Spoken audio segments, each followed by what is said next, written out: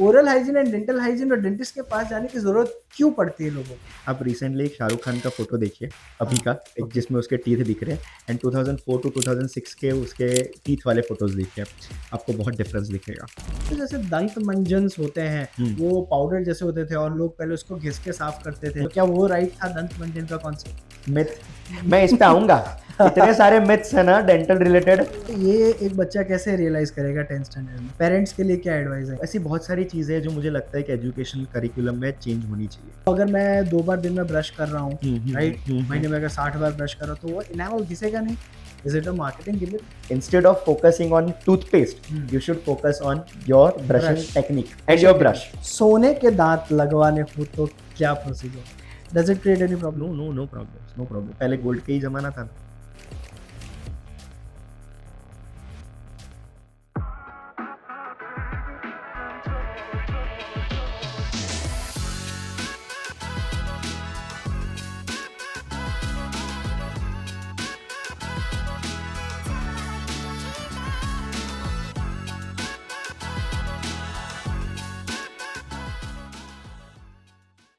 I welcome you to this podcast. Thank you so much. बहुत बहुत अच्छा लगा।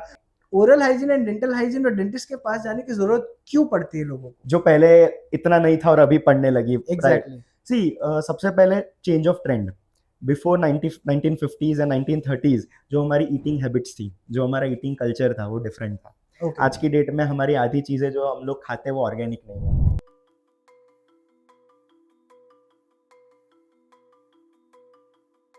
शॉर्ट टर्म में तुम्हें कोई उसका डिसएडवांटेज नहीं है, Okay. बट अगर मान लो कि आप बार बार पैकेट वाली चीजें खा रहे हो, टेट्रा पैक वाली चीजें खा रहे हो, तो इट्स नॉट गुड। पहले के जमाने में सुबह दोपहर शाम 3 टाइम या 2 टाइम खाओ। खाने के टाइम पे खाना है, बाकी के टाइम कुछ करना नहीं है। अभी के टाइम पे क्या है, हर 2 घंटे पे you want to eat something. एक लेमन चीज मैं बताऊं कि if you are eating something, वो आपका जो पीएच वैल्यू है वो आपका चेंज कर रहा है। तो आपकी जो सलाइवा की जो ताकत है चीजों को बचाने के लिए, वो आपकी डैमेज कर रहा है। The moment you eat something, वो चेंज हुआ, एंड उसके बाद अगर आप पानी से गार्गल वगैरह नहीं कर रहे हो, तो वो चीज वहां पे शुरू हो जाने वाली है उसी मोमेंट, उसी सेकंड। सो अगर कोई पर्सन गार्गल करता है या माउथ वॉश करता है, जैसे प्लाक्स अवेलेबल है, कोलगेट का अवेलेबल है, तो अगर वो कोई यूज करता है तो क्या डेंटिस्ट के पास नहीं जाना पड़ेगा? नहीं, ऐसा नहीं है। डेंटिस्ट के पास अभी के जो फूड हैबिट्स है ना, उसमें जाना पड़ेगा ही। पड़ेगा। राइट नाउ जिस हिसाब से हमारी फूड कल्चर चल रही है, हाँ, 6 to 12 मंथ्स पे चेकअप रखो। जरूरी नहीं है कि जाना पड़े तो कुछ ट्रीटमेंट करना ही पड़े, जाके दिखा दो। राइट। सी 28 से 32 दांत है हमारे पास, तो इट इज बाउंड कि वो एक ना एक दांत कुछ ना कुछ कभी ना कभी तो बिगड़ने नॉर्मल बॉडी में जैसे सारी चीजों में मेंटेनेंस करना पड़ता है। सो जैसे आपने बताया कि 6 महीने तो एक रेगुलर इंटरवल पे चेकअप कराना चाहिए। जैसे हम जो टूथपेस्ट यूज करते हैं, तो टूथपेस्ट यूज करते हैं तो लाइक हाउ मच, क्या देखना चाहिए उसके पैकेजिंग पे, या फिर कौन से केमिकल्स उसमें होने चाहिए? क्या वो हार्मफुल होता है? क्योंकि हम हर रोज उसको अपने मुंह में डाल रहे हैं, we are cleaning our teeth, ultimately वो भी तो केमिकल्स हैं। तो क्या राइट कंपोजिशन है, और कोई सजेशन हो कोई टूथपेस्ट का? तो सी टूथपेस्ट में ऑलमोस्ट सब मल्टीनेशनल कंपनीज है, राइट, करोड़ों की कंपनी है, तो वो लोग एक बेटर चीज लाते हैं तो दूसरा उससे भी बेटर लेके आता है। Right, as of now market में जितने भी अवेलेबल है, ऐसा नहीं है कि कोई खराब है, राइट। बट लेमेन चीज में जिसको देखना चाहिए तो वही ये है कि जो आपका जो टूथपेस्ट का जो कॉम्बिनेशन है वो सॉफ्ट होना चाहिए। सॉफ्ट होना चाहिए। उसमें कोई अब्रेसिव मटेरियल्स नहीं होने चाहिए। जैसे आप अगर उसको ब्रश कर रहे हो तो उसमें ऐसे आप जो कण फील नहीं होना चाहिए। जो कूलिंग क्रिस्टल्स और जो ये सब होता है वो सब रखना कूलिंग चाहिए? क्रिस्टल्स हो ठीक है, हाँ। बट अगर आपको रफ लग रहा है आपके दांत पे, राइट, तो that is not cool. That is not good. I won't name the company, ठीक है, बट है एक दो कंपनीज ऐसी है जिसमें बिकॉज इट इज कॉल्ड स्वदेशी, उससे उस चक्कर में लोग ले रहे, बट Okay. उसमें अब्रेसिव पार्टिकल्स हैं। तो जैसे दंत मंजन्स होते हैं, वो पाउडर जैसे होते थे और लोग पहले उसको घिस के साफ करते थे। It felt like scrubbing material, जैसे दांत को, जैसे बर्तन नहीं घिसते वैसे दांत को घिसते थे। तो क्या वो राइट था दंत मंजन का कॉन्सेप्ट? दंत मंजन का कंसेप्ट दांत साफ तो कर देते थे, लेकिन दांत घिस भी देते थे। दांत घिस देते थे। सो अभी 70-75 इयर्स के पेशेंट्स जो आते हैं, जो बरसों पहले वैसा सब करते थे, तो उनके दांत चलो कैविटी के बिना के है, बिकॉज उनकी फूड हैबिट्स अभी तक उतने हमारे जैसी नहीं हुई, पर दांत घिस गए। दांत घिस गए। तो दांत जनरली अगर हम ब्रशिंग करते हैं तो भी घिसते हैं, and that's not a good sign. So brushing, जैसे आपने कहा ना कि instead of focusing on toothpaste, you should focus on your brushing technique and your brush. अगर आपका ब्रश और अगर आपकी ब्रशिंग टेक्निक ही गलत है, अगर आपकी टेक्निक ही गलत है तो पेस्ट तो दूर की बात। तो लाइक जैसे ब्रशिंग टेक्निक तो जनरली हम ब्रश लेते हैं, कुछ लोग कहते हैं अप एंड डाउन लो, कुछ राउंड टेक्निक बता दो, क्या टेक्निक क्या होनी चाहिए, बेसिक मोशंस क्या होने चाहिए? ऊपर नीचे 10 करते जाओ हर जगह, ये मूवमेंट गलत है।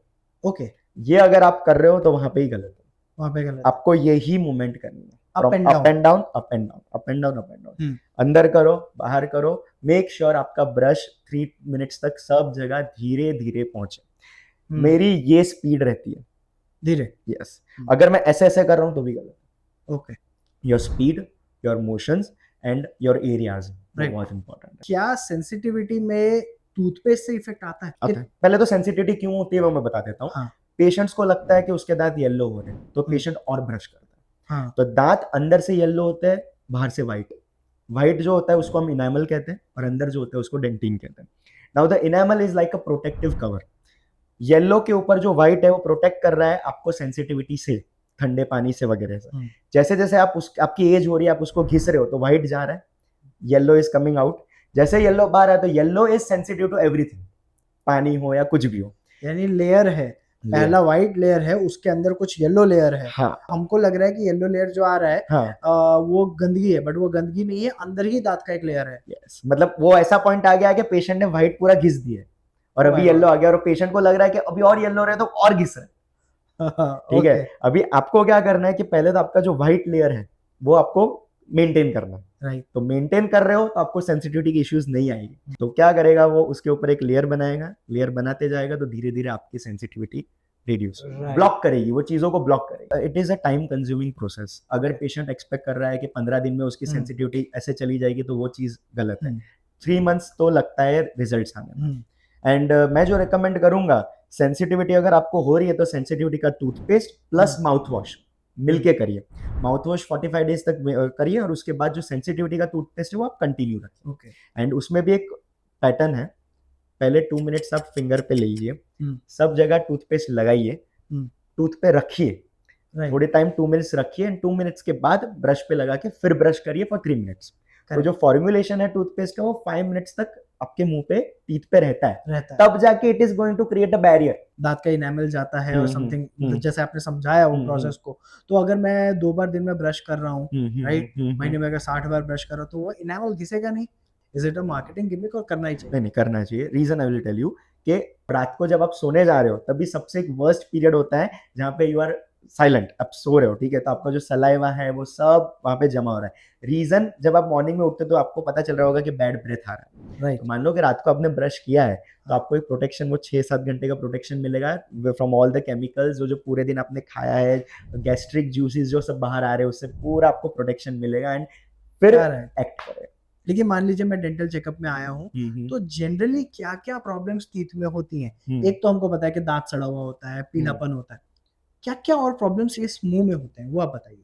सी, सबसे पहले जो पेशेंट आया, ठीक है, तो पहले तो वो चीफ कंप्लेन लेके आया, कुछ पेन वगैरह है, तो पेन के हिसाब से होता है या तो कैविटी, ठीक है, या तो कोई थर्ड मोलर का पेन होगा, कोई नया दांत आ रहा है उसका पेन होगा, that is related to teeth. Second होगा गम्स का।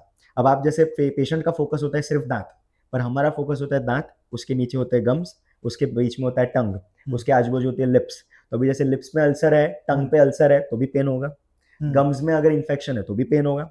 अब ये सबको छोड़ के आता है जॉज, मान लो उसके जॉज में इश्यूज है बंद करने में तो भी पेन होगा।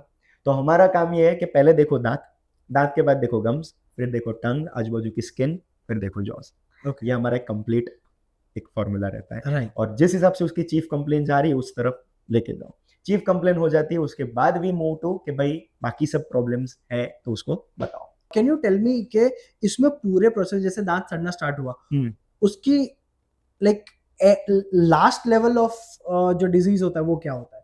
3 फ्लोर्स होते हैं, मैं एकदम बेसिक वे में बता रहा हूँ। 3 फ्लोर्स होते हैं, मैंने जैसे बताया, first floor is your white layer, second floor is your yellow layer, third floor में होता है आपका पल्प, जो नस बोलते हैं दांत की, ठीक है। अब जब बैक्टीरिया आया, बैक्टीरिया ने पहले फ्लोर को उड़ा दिया, दूसरे फ्लोर में जैसे आया तो मैंने समझाया था कि दूसरे फ्लोर में सेंसिटिविटी होती है, तो दूसरे फ्लोर में जैसे ही अटैक्स तो पेशेंट कहता है अब मुझे कुछ हो रहा है।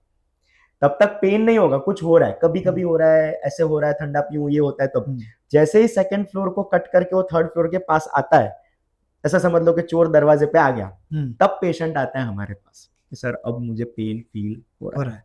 तब भी अंडरस्टैंड कि हाँ चलो एक्सरे लिया, पता चल रहा है कि वो तीनों फ्लोर क्रॉस करके नस तक पहुंच गया। तो यहाँ पे ट्रीटमेंट होती है रूट कैनाल। रूट कैनाल क्यों? क्योंकि उन्होंने इन्वेड कर दिया है नस तक।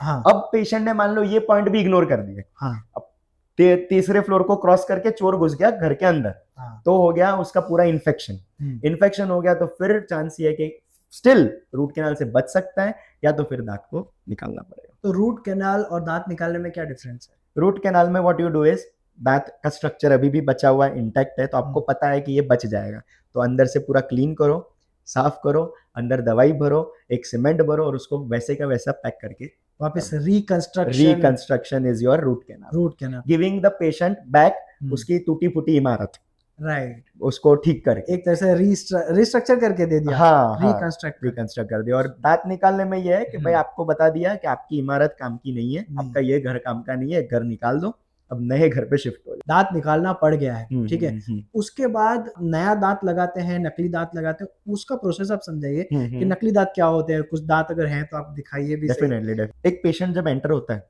क्लिनिक पे, पेशेंट की रिक्वायरमेंट्स क्या होती है कि या तो मेरा ये पुराना घर ठीक कर दो या तो नया घर ला के दो। अब पुराना तो गया, आप जैसे पूछ रहे हो मुझे कि नए में क्या हो सकता है, तो नए में पेशेंट की रिक्वायरमेंट्स एक ये होती है कि सर कितना चलेगा, कितना दर्द होगा एंड कितना कॉस्ट होगा। इसमें उस हिसाब से हमको डिवाइड करना होता है कि इसकी रिक्वायरमेंट्स क्या है। सपोज अभी पहला ऑप्शन हम देखते हैं कि दांत निकालना है, दांत निकालने के बाद आजू बाजू के दांत अच्छे हैं तो उस आजू बाजू के दांत का सपोर्ट लेके हम एक ब्रिज बना सकते हैं। इसका कितना कॉस्टिंग होता है? इसका अराउंड रफली आप पकड़ लो 5-7 हजार रुपए मिनिमम पकड़ लो, and it goes till 15, 20, 25, 30,000 depending on the आपको अच्छा मटेरियल और डॉक्टर, हॉस्पिटल एंड मटेरियल। जो नया ऑप्शन, ट्रेंडिंग ऑप्शन और जो बेटर ऑप्शन है तो वो क्या है, इम्प्लांट्स। इसका पॉजिटिव ये है कि कॉस्ट फ्रेंडली मैंने बताया, नेगेटिव ये है कि आपको आजू बाजू के दांत का सपोर्ट लेना पड़ा। करेक्ट। अब 3-4 साल, 5 साल, 10 साल के बाद अगर ये सपोर्ट ठंडे पड़ गए, ढीले पड़ गए, तो आपका ये तीनों का नुकसान हो गया। ओके, मतलब दो दांत आगे चल के वो मूवमेंट आ सकता है उसमें, डिपेंडिंग। अभी आपका एक दांत गया तो हो सकता है आपके हैबिट्स के कारण वो दो भी आगे चल के हिल जाए। तो अभी जिन पेशेंट्स को ऐसा है कि नहीं सर मेरा एक ही घर गया है, मुझे वही कर दो, बाकी के घर में क्यों मैं घुसूं, तो यहाँ पे खड्डे में एक आप इम्प्लांट डाल दो टाइटेनियम का, जो जनरली हम जब एक्सीडेंट्स होते हैं तो टाइटेनियम का रॉड डालते हैं। So titanium is that type of material कि जो हमारे बॉडी के साथ कंपैटिबल है, the only material. Okay, react नहीं करता सर, मतलब उससे जंग लगना। In fact it is better. अगर मैं इसमें टाइटेनियम डालता हूँ तो पेशेंट का बोन क्वालिटी इंप्रूव होता है, बोन बढ़ता है। ओके, तो ये जो खड्डा है यहाँ पे मैंने इम्प्लांट डाल दिया, उसके बाद 3 मंथ्स का वेटिंग पीरियड है, अभी तो आजकल वो भी नहीं है बट एक जनरल वे में, एंड उसके बाद इसके ऊपर एक कैप लगा दो। What's your role in cosmetic surgery? आप रिसेंटली शाहरुख खान का फोटो देखिए अभी का, एक जिसमें उसके टीथ दिख रहे हैं, एंड 2004 to 2006 के उसके टीथ वाले फोटोज देखिए, आपको बहुत डिफरेंस दिखेगा। ओके, ठीक है। रीजन, जब आप स्माइल करते हो, अगर आपके दांत पहले तो कलर पे लोग जाते हैं, तो कलर अगर आपका बहुत येलोइश हो गया है बिकॉज ऑफ स्मोकिंग, अगर कलर ब्राउनिश हो गया है तो कॉस्मेटिक करके आप उसको पूरा व्हाइट कर सकते हो। तो शाहरुख सर ने अभी रिसेंटली कुछ ट्रीटमेंट अंडरगो की है, एंड उसकी वजह से जो उनके दांत टेढ़े मेढ़े थे, नीचे के दांत उनके टेढ़े मेढ़े थे, जो एविडेंटली वहां पे दिख रहे थे 2004-5 में, अभी एकदम मस्त क्लीन व्हाइट हो गए और स्ट्रेट हो गए। तो ये सब भी जितने भी लोग हैं जिनके टेढ़े मेढ़े दांत है वो कॉस्मेटिकली करेक्ट अपन कर सकते। टेढ़े मेढ़े, कलर, शेप, सब कुछ कर सकते। ये मैक्सिलोफेशियल डेंटिस्ट कौन होता है? Maxillofacial surgeon. यस। सो मैक्सिलोफेशियल नाम क्या है, this is maxilla, and facial मतलब पूरा स्ट्रक्चर।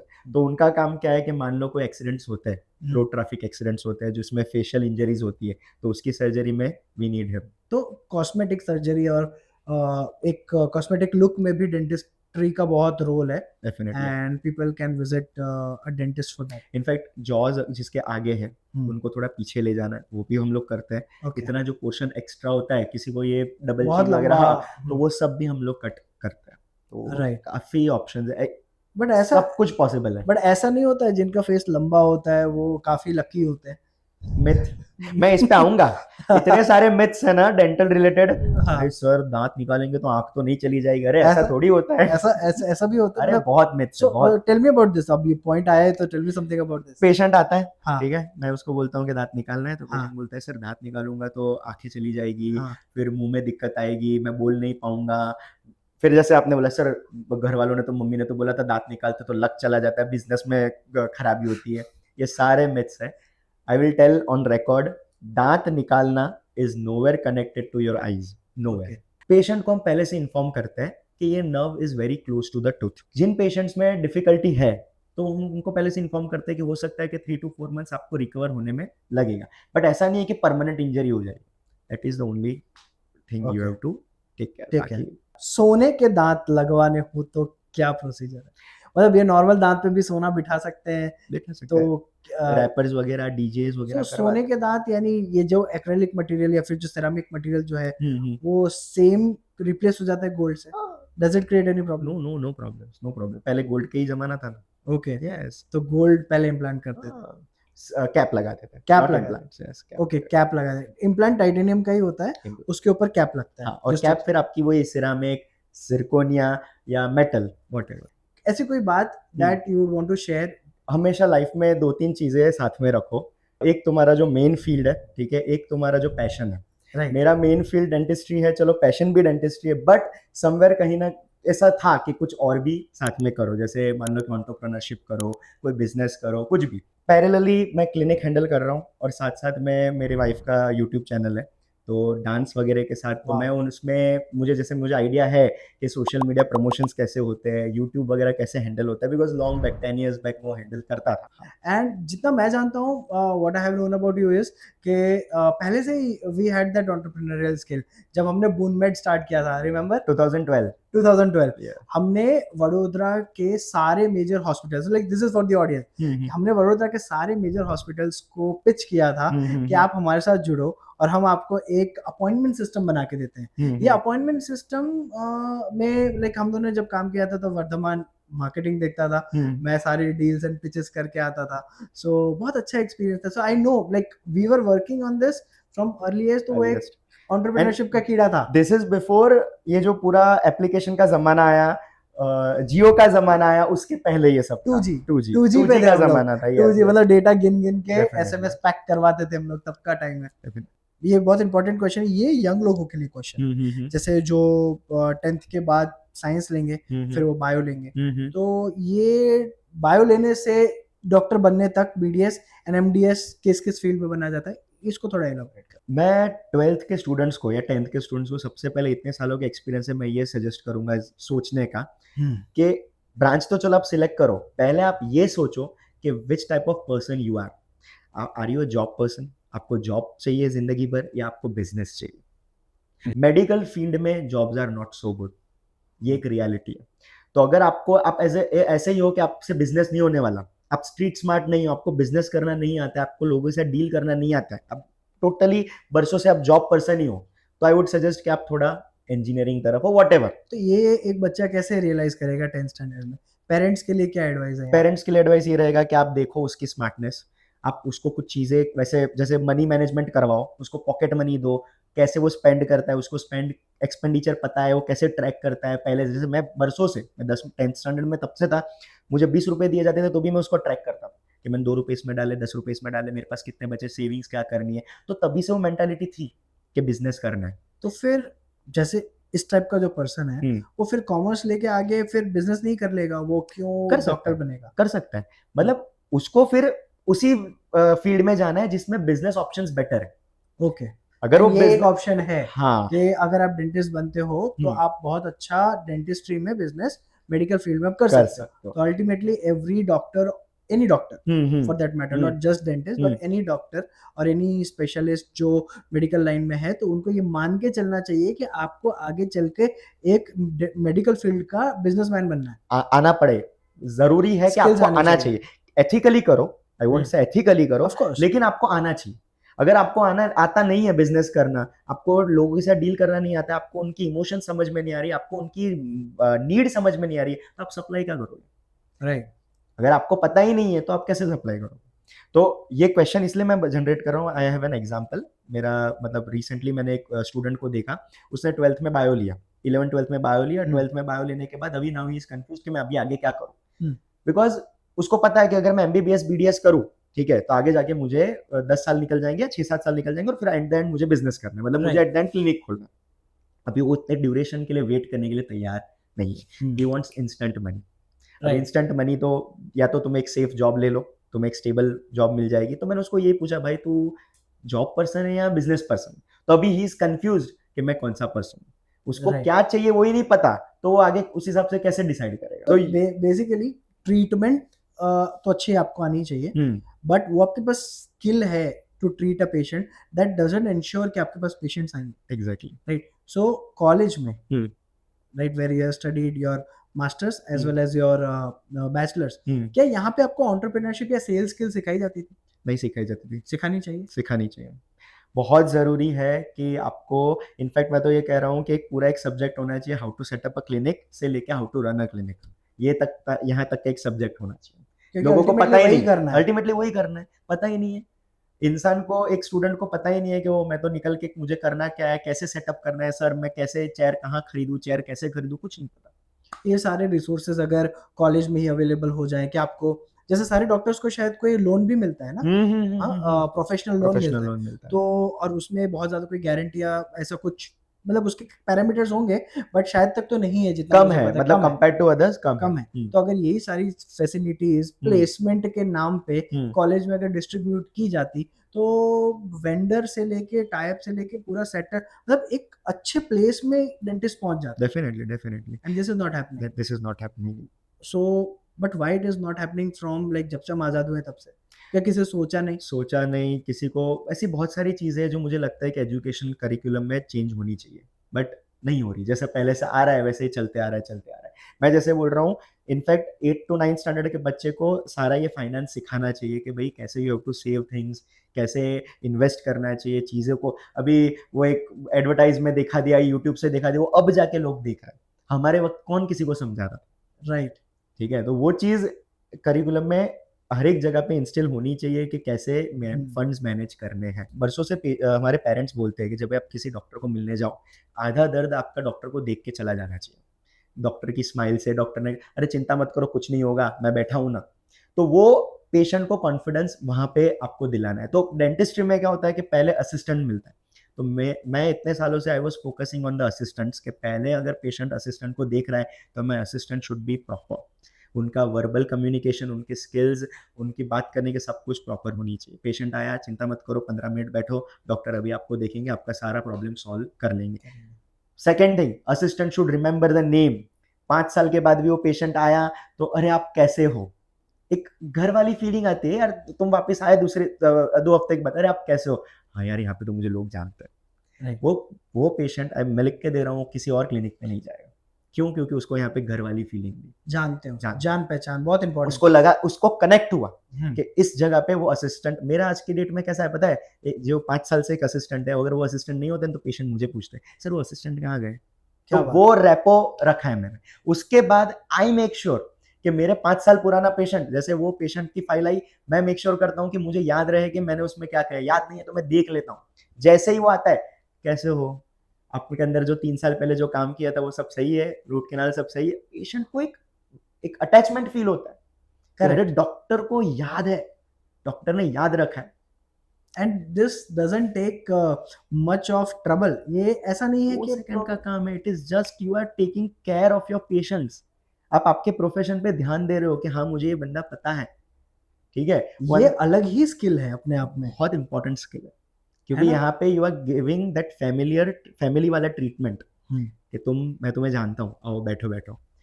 दूसरी चीज, रिमेंबर समथिंग, जो कुछ उसने बोला हो, जैसे मेरी वाइफ को ये प्रॉब्लम है, मैं तुरंत बोलता हूँ अरे आपको वाइफ को ये था, कैसा है अभी, अरे सर को ये भी याद।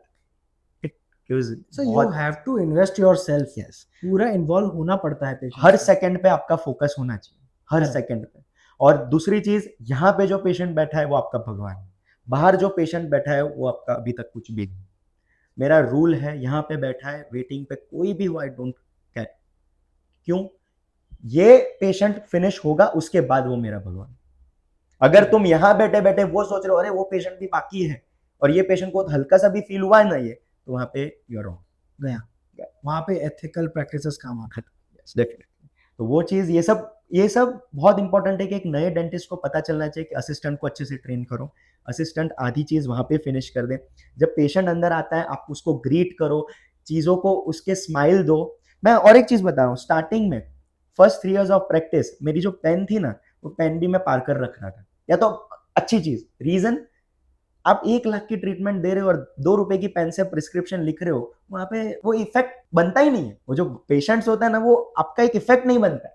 पर जब आप ऐसे प्रिस्क्रिप्शन लिख रहे हो और बड़ी पेन से लिख रहे हो और आप ऐसे दे रहे हो, एवरीथिंग इज अ शो, मतलब of course you have to give good treatment, अच्छा ट्रीटमेंट तो करना ही है, उसकी केयर करनी है, लेकिन वो अंदर उसका स्टार्टिंग से लेके एंड तक का उसका एक्सपीरियंस एंड वो प्रिस्क्रिप्शन लेना, बैठना, आपसे बात करना, पेशेंट्स अपनी स्टोरी भी सुनाते होंगे राइट आपको, वो सारी चीजें सुनना and then to deliver. Story से याद आया, you have to be a very good listener. Okay, patient अंदर बैठा, आप उसको इंटरप्ट कर रहे हो, आप उसको चीजों को, वो बोल रहा है सर यहाँ पे लेफ्ट साइड पे दर्द है, हाँ हाँ हाँ चलो आ जाओ बैठो, नहीं, let him complete the sentence. दर्द है, कब से है, कैसा है, कैसी चीजों से हो रहा है, क्यों, उसको क्या फील हो रहा है। कभी कभी पेशेंट खुद का भी डायग्नोसिस देता है, तो लेट हिम से, डोंट इंटरप्ट हिम। सर मुझे लग रहा है कि विजडम टूथ आ रहा है, ડાપણની ડાળ આવે છે, हाँ तो लेट हिम से। उसको देखे बिना उसको कट करके जज मत करो कि अरे नहीं नहीं नहीं ऐसा नहीं हो सकता। तुम देखा क्या तुमने वहां पे, पेशेंट क्या सोचता है अंदर बैठा बैठा, देखे बिना देख रहा है, बता तो देख तो ले भाई। Let him say everything, you give your judgement once you are confident. दूसरी चीज, पेशेंट, डॉक्टर को, नए डेंटिस्ट को हमेशा याद रखना चाहिए कि पेशेंट आपकी जो ट्रीटमेंट चालू करवाएगा उसके पहले का जो कन्वर्सेशन है, उसमें जब तक उसको आपके ऊपर कॉन्फिडेंस नहीं आएगा वो ट्रीटमेंट नहीं कराएगा। नहीं। सो अगर आपको लगता है कि आप बहुत अच्छे डेंटिस्ट हो, पर ये आपकी डेंटिस्ट्री की टेक्निक या जो आपकी स्किल है वो कैसे दिखा पाओगे, जब उसको कॉन्फिडेंस गेन करोगे, और वो कॉन्फिडेंस इन सब चीज़ों से गेन करोगे। You have to be very friendly with him, make sure what his needs are. मुझे पता चल जाता है कि पेशेंट की नीड एक ही दांत देखने के लिए आया है, मैं उसके बाकी सब दांतों पे नहीं फोकस करवाता। मुझे पता चल गया ना सर ये देखो, फिर मैं बाकी सब इसमें भी है, इसमें से I am wasting my time, I am wasting his time, I am letting him think कि यार ये तो बाकी सब भी देख रहा है, मैं जब चाहता ही नहीं हूं तो क्यों देख रहा हूं। राइट। क्या हुआ, एक डेंटिस्ट का इंपॉर्टेंस, नीड देखो पेशेंट की, वो ठीक होने के बाद नेक्स्ट टाइम वो बोलता है तो तुम बताओ। अच्छा, एक बहुत ही, हमने बहुत सारी बातें की, उसमें एक बहुत इंपॉर्टेंट बात आती है कि क्लिनिक सेटअप करने में क्या क्या एफर्ट्स लगते हैं, क्या क्या कॉस्ट लगता है, सो प्लीज एक्सप्लेन दैट। जैसे मैंने 10th और 12th का मैंने बताया, डिफरेंस बताया कि पेशेंट को, मतलब जो स्टूडेंट है उसको ये सोचना चाहिए आफ्टर BDS, सबसे पहले स्टूडेंट को ये सोचना चाहिए कि कितना स्किल्ड है वो, उसकी स्किल्स क्या है। उसको एक बार पता चल गया कि मेरी स्किल्स रूट कैनाल की तरफ है या मेरी स्किल्स दांत निकालने की तरफ है, फिर उसके बाद उसको एक कॉन्फिडेंस लाना चाहिए कि वो खुद का क्लिनिक चला सकता है। क्लिनिक चलाने से पहले 3 to 5 months किसी रनिंग क्लिनिक में उसको जाना चाहिए, जहाँ पे वो बेसिक स्ट्रक्चर देख ले जो कॉलेज में नहीं सीखा, फाइनेंसेस, पेशेंट मैनेजमेंट, पेशेंट से कैसे अपॉइंटमेंट लेते, सब कुछ वो हो गया। थर्ड मोस्ट इंपॉर्टेंट पॉइंट, जहाँ पे 90% डेंटिस्ट फेल हो जाते हैं, दैट इज लोकेशन। लोकेशन अगर आपका गलत है तो ये जितनी भी मैंने बातें की वो कोई पॉइंट नहीं करता, क्योंकि जब तक कोई वॉक इन नहीं आता है आप उसको जबरदस्ती पकड़ के फिर ये सब भाषण नहीं दे सकते। नहीं, एक्सेसिबिलिटी होना चाहिए, एक्सेसिबिलिटी, फिजिबिलिटी बहुत इंपॉर्टेंट है। तो जनरली जो पेशेंट्स आते हैं जनरली एल्डरली एज के ज्यादा होते हैं, या फिर कैसा क्राउड कैसा रहता है? स्टार्टिंग में ग्राउंड फ्लोर हो तो बेटर है, आफ्टर सम टाइम अभी मैटर नहीं करता है, 3-4 years के बाद first floor second floor matter नहीं करता, बट अभी Tier 1 और Tier 2 सिटीज में क्या होता है, ग्राउंड फ्लोर मिलता है। I would advise new dentist को, अगर आपको फर्स्ट फ्लोर या सेकंड फ्लोर मिल रहा है कोई दिक्कत नहीं है, बट मेक श्योर आपकी जो विजिबिलिटी है, चलो एक्सेसिबिलिटी में आप कम पड़ गए पर विजिबिलिटी में आप दो ना बोर्ड्स, उस पर बात करते हैं। अगर आपके कॉम्प्लेक्स में एक ही कलर के बहुत सारे कलर के बोर्ड्स है तो मेक श्योर आपका बोर्ड जो कलर है वो भी मैटर करता है, आंखों में कौन सा कलर दिखता है आप उतना सर्च करो कि अगर मैं ये सब येलो वगैरह दिख रहा है तो मैं यहाँ पे अगर मैं ब्लैक लगाऊंगा या रेड लगाऊंगा तो और दिखेगा, ये सेंस होना चाहिए। मेरे कॉम्प्लेक्स में सब जगह पे व्हाइट बोर्ड्स है तो मैंने ब्लैक बोर्ड लगाया ताकि व्हाइट के सामने वो ब्लैक दिख के आएगा। इंटीरियर सेटअप में क्या क्या होता है? इंटीरियर सेटअप में आपका एक चेयर, टेबल, असिस्टेंट का रिसेप्शन टेबल, आपके चेयर के इक्विपमेंट्स, कंप्रेसर, टीवी वगैरह, सीसीटीवी कैमरास, वो सब बेसिक आपका रहता है। एंड इसका लगभग कितना लग जाता है ये सब? अराउंड आप मिनिमम पकड़ के चलो तो 15 लाख 15 to 20 लाख आपका 15 to 20 लाख आप एक पकड़ के अच्छा क्लिनिक बेसिक क्लीनअप सेटअप हो जाता है। मैं इसके लिए एक स्टोरी बताऊंगा। हाँ। मेरा एक जूनियर था, सम 1 or 2 years बैक की बात है। तो उसने 1 महीना हो उसका क्लिनिक का हो गया, तो he called me up, is like sir ऐसा हो रहा है, अभी तो इतने पेशेंट्स आ नहीं रहे, वॉक इन नहीं है। तो मैं गया देखने, उसकी विजिबिलिटी अच्छी थी, एक्सेसिबिलिटी भी अच्छी थी, बट कहीं ना कहीं वो मार खा रहा था। तो मैंने डिटेक्ट किया, प्रॉब्लम डिटेक्ट करो। तो प्रॉब्लम मैंने क्या डिटेक्ट किया कि मुझे लग रहा है कि वो जो एरिया है, वो एरिया की माइंडसेट में ये चल रहा है कि ये तो नया नया डॉक्टर है, 1 ही महीना हुआ है, कहाँ जाए, इसके पास क्या करता होगा।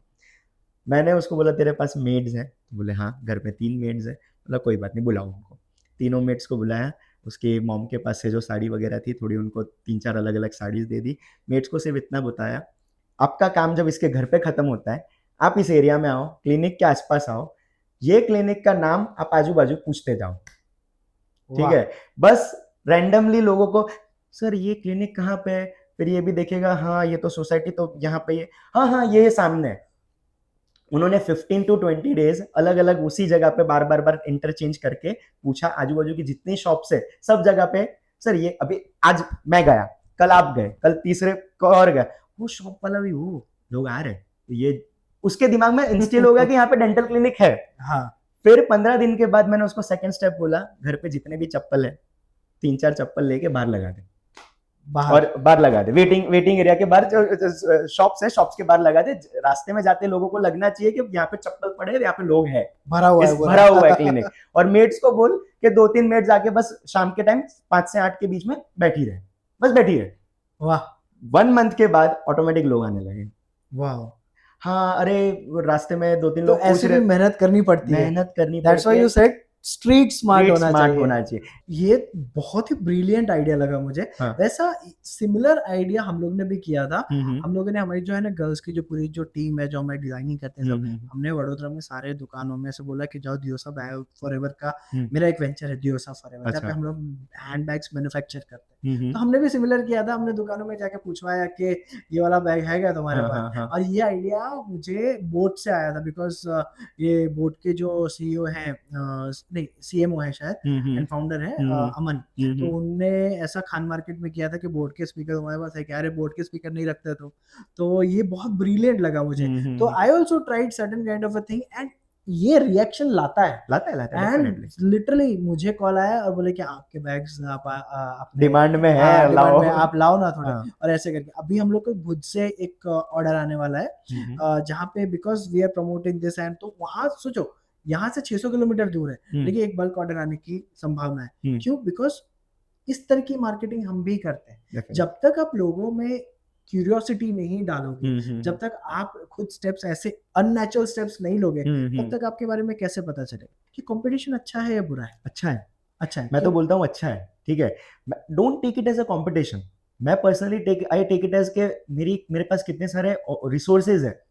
आज की डेट में अगर मुझे कहीं पे भी मुझे जरूरत पड़ती है किसी और एक डेंटिस्ट की, तो पास में कुछ इमरजेंसी में, कुछ यहाँ पे कुछ भी हो गया, मान लो शॉर्ट सर्किट हो गया, बंद हो गया, कितनी बार हुआ है कि I take that patient to that clinic. उतना रेपो रखा है हमने हमारे बीच में। आसपास जितने भी तुम्हारे सेम ब्रांच के लोग हैं, उनके साथ आप एक रेपो रखिए, चीजें रखिए, कम्युनिटी रखिए, और कम्युनिटी यूनिटी रखोगे ना तो सबके लिए बेनिफिट है। ये मैं यंग डेंटिस्ट को एक बोलूंगा, जो पेशेंट तुम्हारे पास आने वाला है वो तुम्हारे पास ही आएगा, जो नहीं आने वाला ना वो कहीं पे भी जाएगा।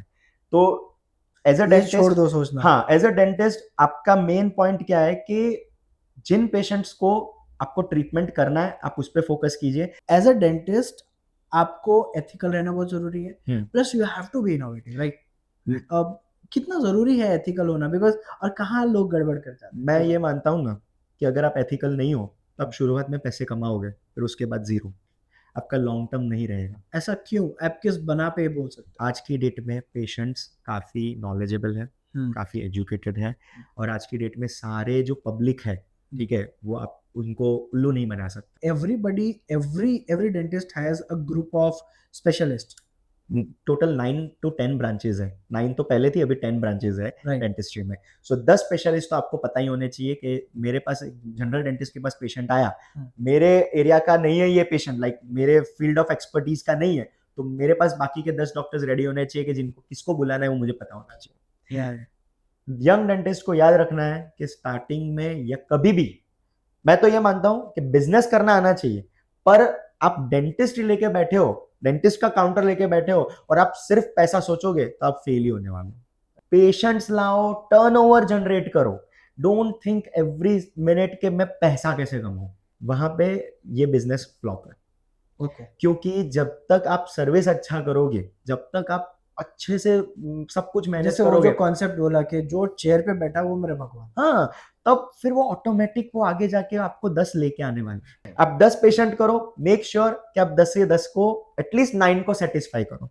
कि डेंटिस्टली एक्चुअली अभी लोगों को लगता है कि कॉस्टली है, बट हम जिस हिसाब से काम कर रहे हैं, हम जो सर्विस दे रहे हैं वो अंडरपेड है, वो अंडरपेड है। क्योंकि हम जो सर्विस दे रहे हैं फ्रॉम स्टार्ट टू लेके एंड, हम कुछ आज कैप भी लगा रहे, तुम एक स्कूटी ले रहे हो 80,000 की, हर 3 महीने में उसको इंजन ऑयल जा रहा है, सब मेंटेनेंस जा रहा है, सर्विसिंग करा रहे हो, यहाँ पे तुम एक कैप लगा के जा रहे हो, कब आ रहे हो वापस दिखाने, जब वो टूट रही है तब। ठीक है, इसका मतलब क्या है कि यहाँ पे कुछ डाली हुई चीज यू आर एक्सपेक्टिंग कि वो जिंदगी भर चले, पर बाहर से ली हुई कोई चीज भले 3 साल 30,000 किलोमीटर के बाद वो ब्रेक डाउन हो जाए, उसमें आपको कोई दिक्कत नहीं है।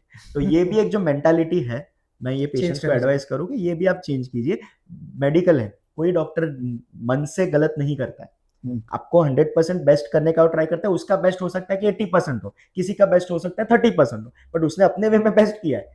Correct. आपके बॉडी कितना मेंटेन करता है।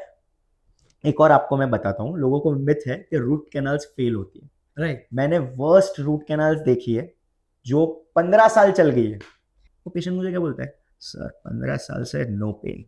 वाह, ठीक है। अब मैंने ऐसी भी रूट कैनाल्स देखी है बेस्ट, टेक्स्ट बुक वे में बेस्ट, किसी को भेजूं तो अवार्ड दे इतनी अच्छी, वो भी मैंने देखी है फेल हो गई। रीजन, पेशेंट का कंप्लायंस, आपकी बॉडी का रिस्पॉन्स। किसी बॉडी में कोई सीमेंट डाली, तुरंत एलर्जिक रिस्पॉन्स आ गया, होस्ट रिस्पॉन्स आ गया, किसी बॉडी में नहीं आया, उसने एडेप्ट कर लिया, उसको कुछ भी। वो बोलते हैं ना, किसी कोई बोलता है कि कैंसर मैं 5 साल से ले रहा हूं तो मुझे कैंसर हो गया, ये भाई साहब 50 साल से खा रहा है, कैंसर नहीं हुआ। Why? Body response, body response. It's not always about the doctor, it's always also about the patient.